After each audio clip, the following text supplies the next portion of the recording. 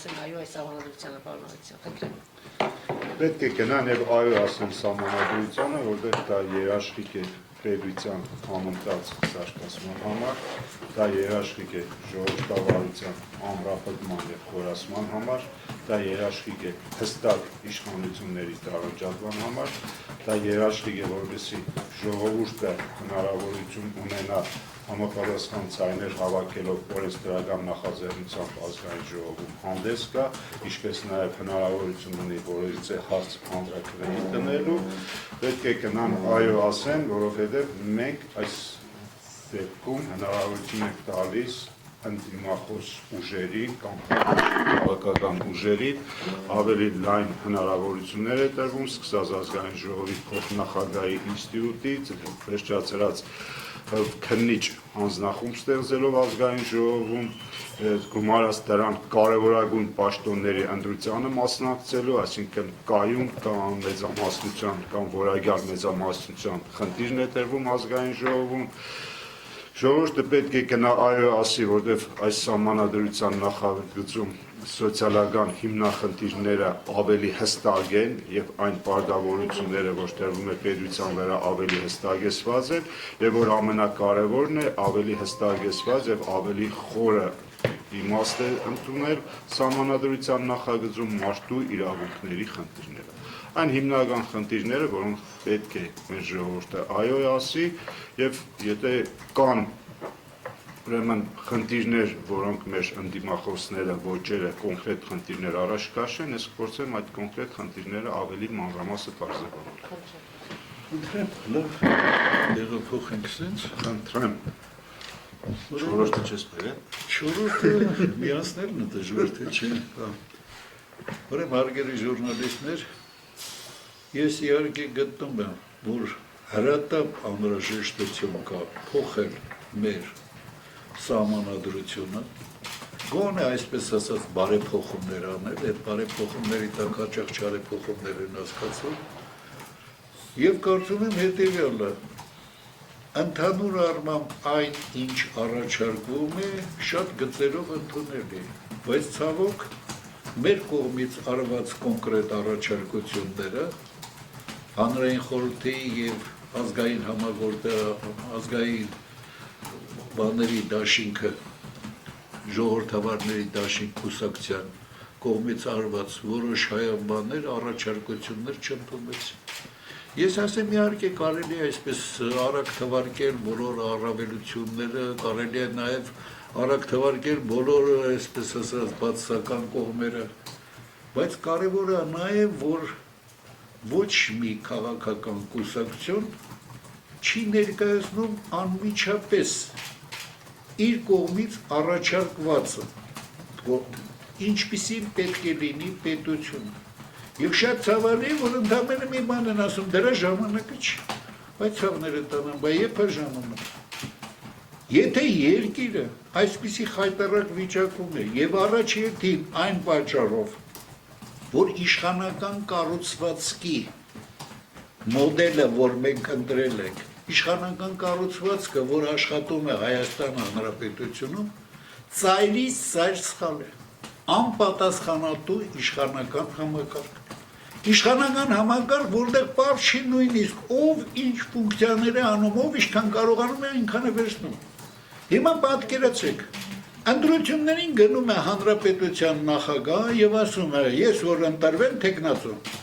ես կանեմ սա, եւ բոլորը վերաբերում է երկրին, տնտեսությանը, կարևորագույն հարցերին։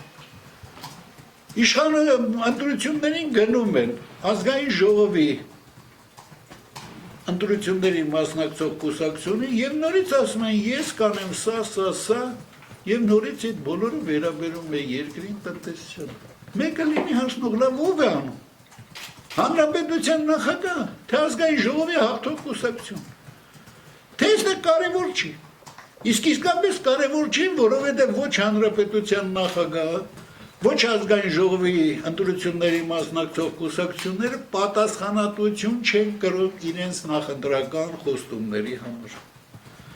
Մեր առաջարկությունը շատ ուրախ է,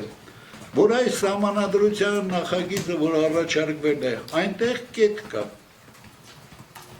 իշխանության կառավարությունը, գործադիր իշխանությունն ու հիմնական իշխանությունը կազմում է հաղթող կուսակցությունը, դրա համար իրան պետք է կայուն մեծամասնություն, այս հաղթող կուսակցությունը կազմելով կառավարություն պարտադրում է կառավարությանը, որ նա իր ծրագիրը, կառավարության գործնեության 5-ամյա ծրագիրը կազմի այդ կուսակցության նախընտրական ծրագրի հիման վրա։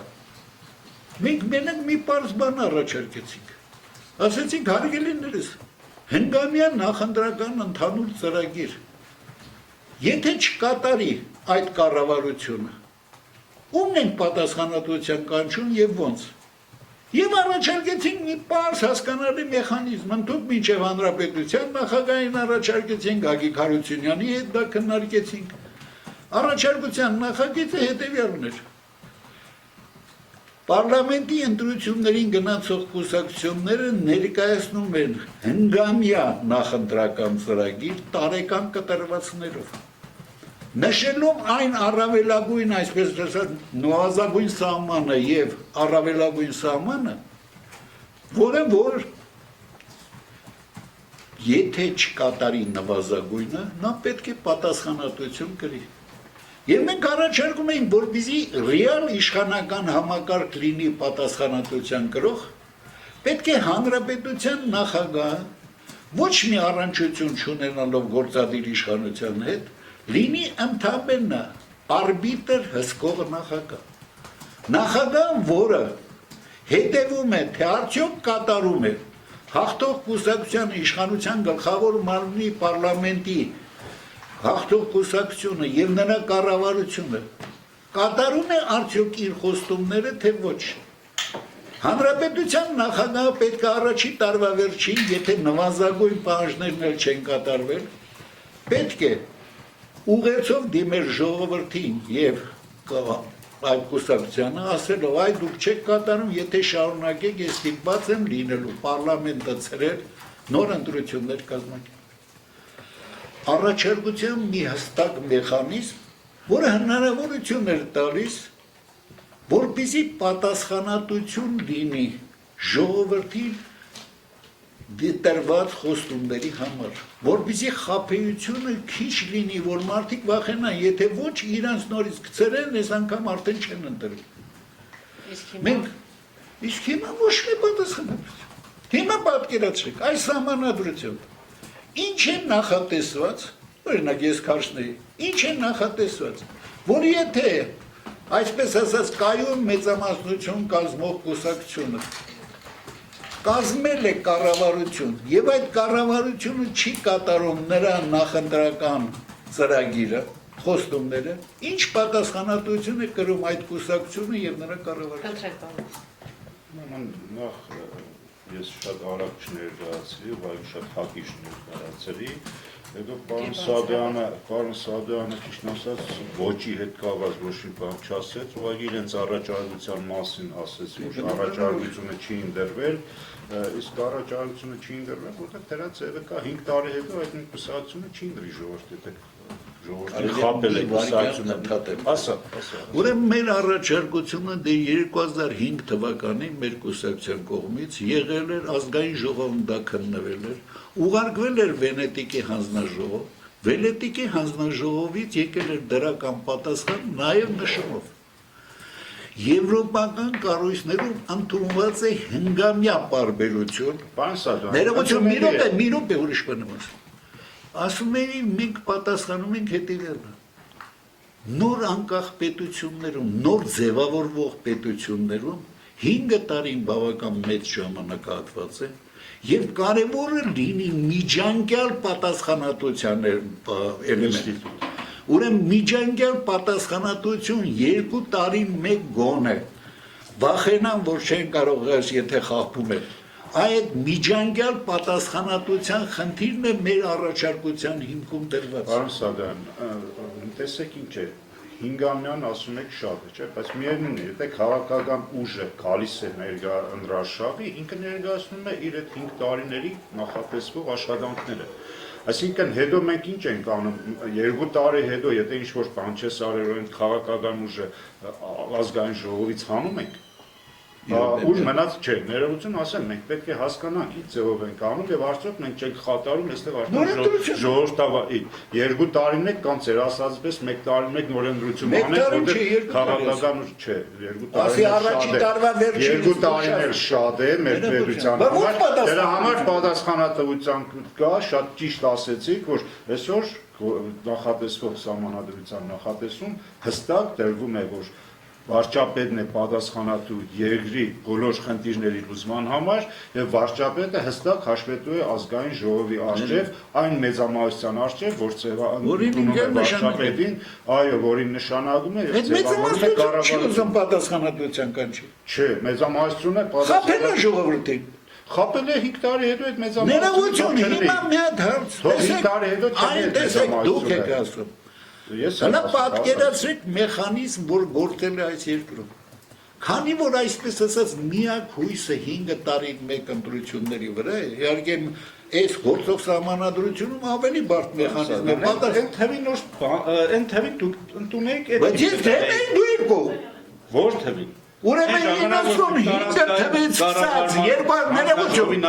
այո ես կատեգորիկ դեմ էի 95 թվականի այդ ընտրական նախագծին ես նույնիսկ այնքան կատեգորիկ դեմ էի նախագահական համակարգին Հայաստանում ներողություն բայց դուք գիտեք որ 91 թվին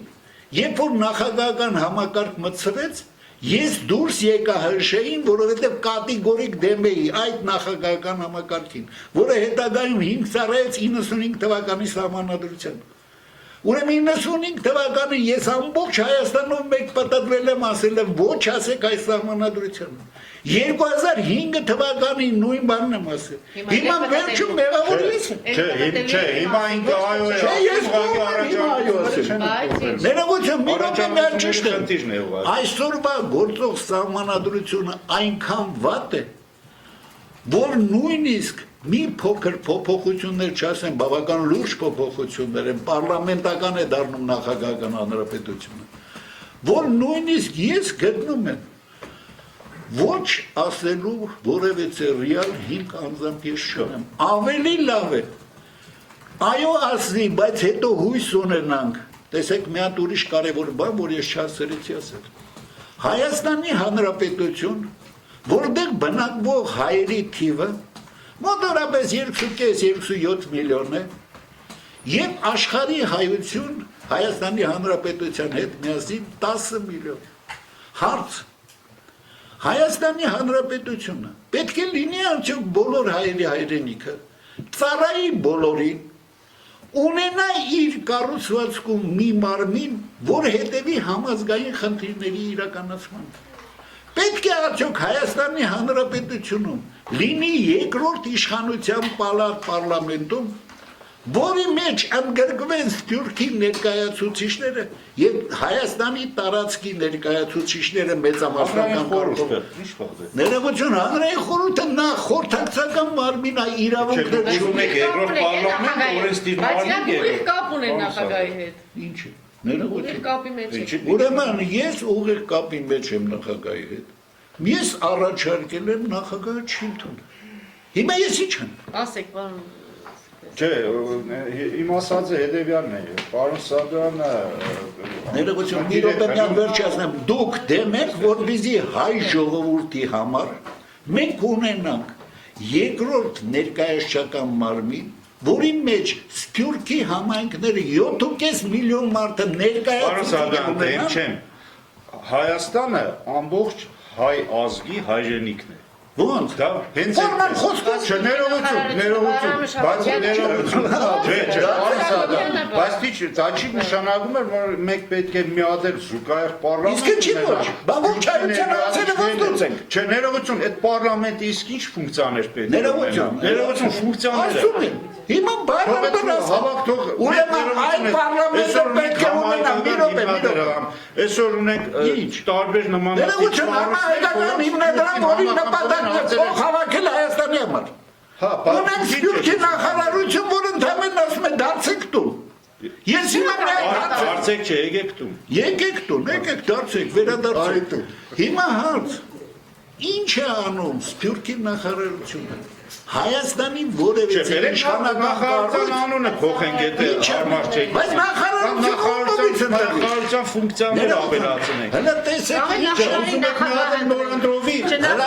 պատկերացրեք դեմոկրատիայի մասին խոսացողներն ինչ են ասում։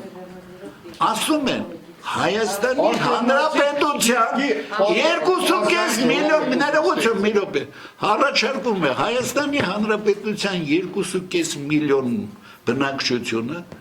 պետք է լուծի աշխարհի 10 միլիոն բնակիչների խնդիրները առանց նրանց ներկայացուցիչների ներգրավելու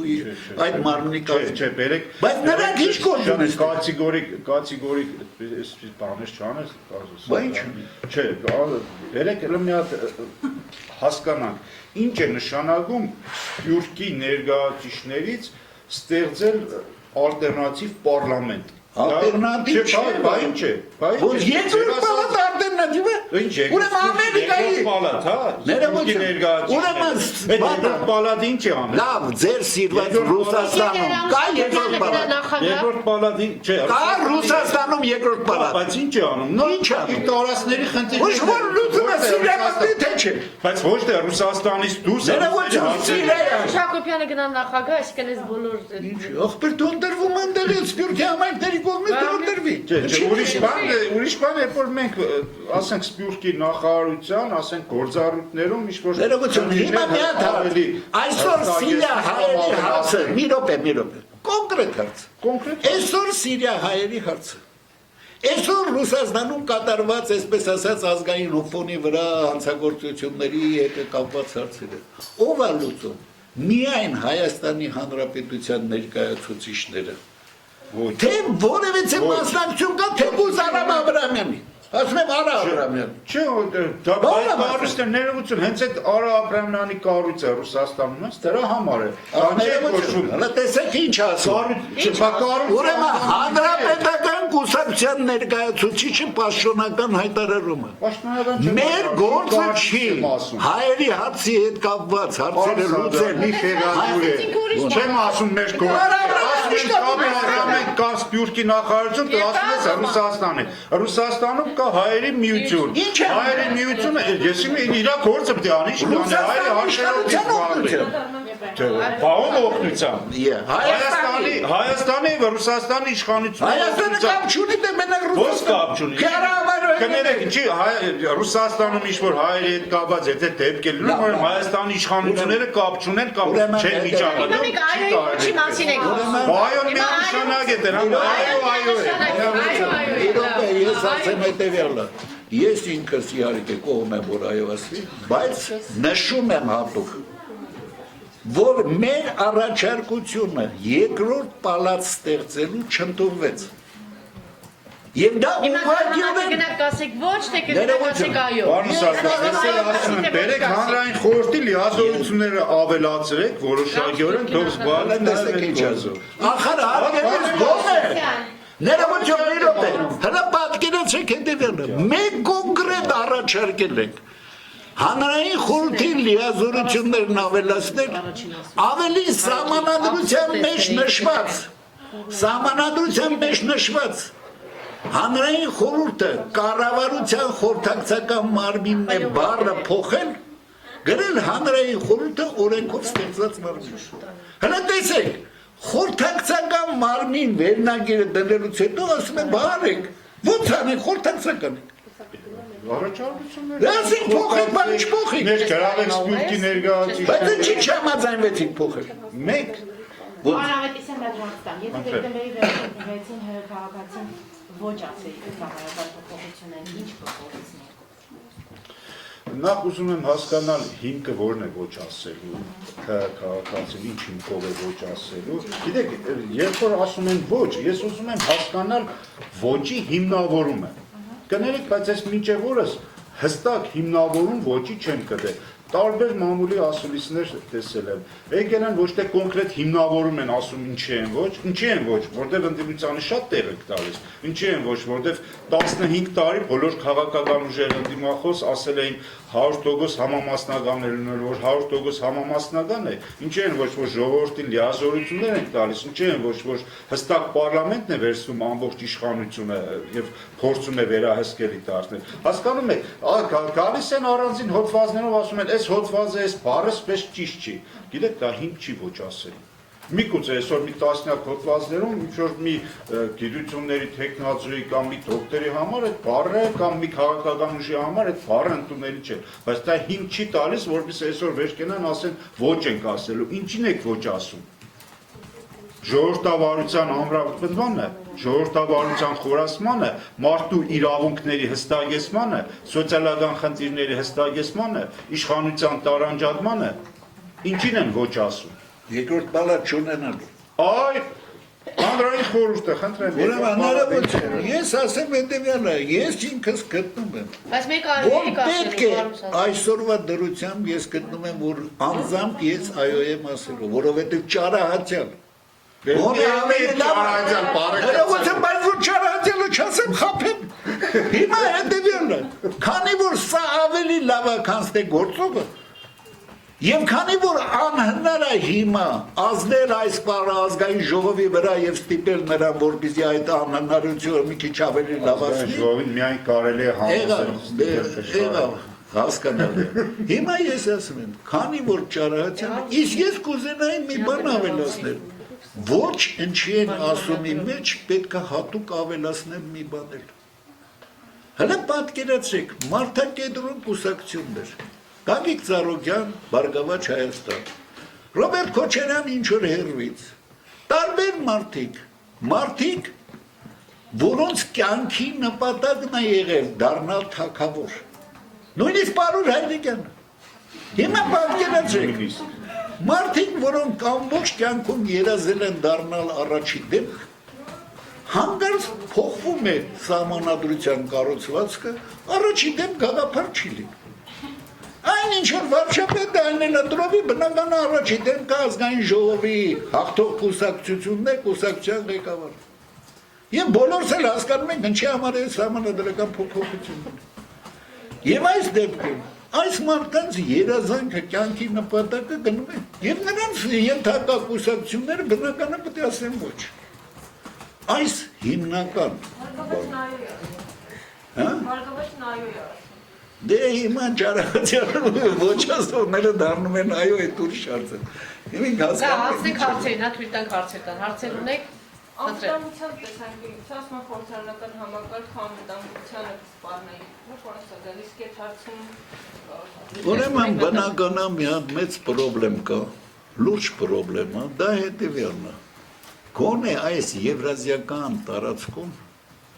Եվ գոնե այսպես հլա որ լրիվ չդեմոկրատացված երկրներում թագավորական առաջվա համակարգը մասնակիորեն գործում է։ Հավաքվում են մարդիկ պրեզիդենտներ, թագավորներ իրենց երկրներում, ու ժամանակավոր թե վերջնական այդ ուրիշ հարց է Նազարբաև վերջնական, մյուսները հասկանում եք եւ Լուկաշենկո եւ Հավաքվում են այդ թագավորները իրար հետ որոշում են, ինչ որ հարցեր։ Հիմա պատկերացրեք թագավոր չկա։ Ովքեր են հավաքվում։ Ուրեմն իհարկե կա բանը Անգլիայի վարչապետը, Գերմանիայի կանցլերը, բայց դա դեմոկրատական երկրներ։ Իսկ այս տիպի երկրներում հարաբերությունները սովորաբար կարգավորվում են անձնական հարաբերությունների հիմքով նաև։ Եվ այդ տեսակետից մեծ վտանգ կա, երբ որ նախագահական թագավորական համակարգը, որ ի վերջո կործանարար է ամեն մի երկրի համար, Ամերիկայում թագավորական չի, այնտեղ լրիվ ուրիշ սիստեմ է։ Ուրեմն այս թագավորական համակարգը պետք է փոխվի, բայց դրա հետ կապված կան նաև բարդություններ։ Բարդություններ կան հետևյալ տեսակետից նաև։ Տեսեք, գերագույն գլխավոր հրամանատար։ Սերը խփում է սեղանին, ասած պետք է։ Իսկ այսպես լարված իրավիճակներում միանձնյա ղեկավարության հարցեր ծագում են։ Եվ այս պայմաններում, երբ որ միանձնյա փաստացի ղեկավար չկա, վարչապետը ինչքան էլ միանձնյա լինի, չի կարա նա կառավարություն ունի, նա կուսակցություն ունի, դժվարություններ են ծագում հրատապ արագ խնդիրներ լուծելու։ Այդ տեսակետից որոշ բարդություններ կան։ Բայց քանի որ բոլորս էլ հասկանում ենք, որ իրականում ով ոնց ինչպես է անելու, ռեալ պաշտպանական հարցերի, անվտանգության հարցերի տեսակետից գոնե առաջիկա 5 տարով իսկ ինչ վերաբերում է մի բանին, շատ դրական կողմ ունի այս բանը սահմանադրական փոփոխությունները։ Նա ուղղակիորեն ստիպում է մեր Բաղրամյան փողոցի ջահելների կազմակերպել ստեղծել քաղաքական ուժ, որ եթե ոչ 17 թվին, որը 22 թվին կարողանան իսկապես ռեալ փոփոխություններ անել այս երկրում։ Ինչ ունեք ավելացնել, պարոն, ասեք։ Անվտանգության հետ կապված ես ասեմ, որ մենք այդ առումով բոլորը շատ լավ գիտենք, որ փորձել ենք Իսրայելի փորձը վերցնել, որը պարլամենտական երկիր է եւ արդեն 2 տասնամյակից ավել է գտնվում է ռեալ պատերազմական իրավիճակում եւ փորձել ենք այդ փորձով առաջնորդվել եւ որևիցե խնդիր չեմ տեսնում, հակառակը գործող սահմանադրությունը ավելի վտանգ է ներկայացնում անվտանգության հարցերով, եթե ինչ կլինի, եթե մտածենք, որ ասենք պարլամենտը այլ մեծամասնություն լիներ եւ երկրի նախագահան այլ քաղաքական ուժի ներկայացուցիչներ։ Այդ արդեն կլինի ռեալ անվտանգությանը երկրի անվտանգությանը խփող։ Իսկ այս դեպքում այդ խնդիրը արդեն դուրս է գալիս։ Ես համաձայն եմ բացի մի բանից։ Իսրայելի օրինակը մենք իրավունք չունենք ասել։ Ներողություն, բայց ով չի հասկանում, որ Իսրայելը ռեալորեն ղեկավարվում է համաշխարհային հրեական կազմակերպությունների կողմից, այս կազմակերպություն աշխարհով մեկ, որի ընդամենը մի փուչուր մասն է Իսրայելը։ Մի փուչուր մասը չէ։ Կեսը Իսրայելում է, կեսը դրսում։ Կեսը չի, կեսը շատ ավելի է։ Չէ, եթե մամերով հաշվեք 32 միլիոն է։ Եթե Իսրայելի օրինակը ուրեմն պետք է Հայաստանի համարել այս կազմակերպություն աշխարհով մեկ խնդիրը սահմանադրողին ինչ-որ մի ձևի ամրագրել,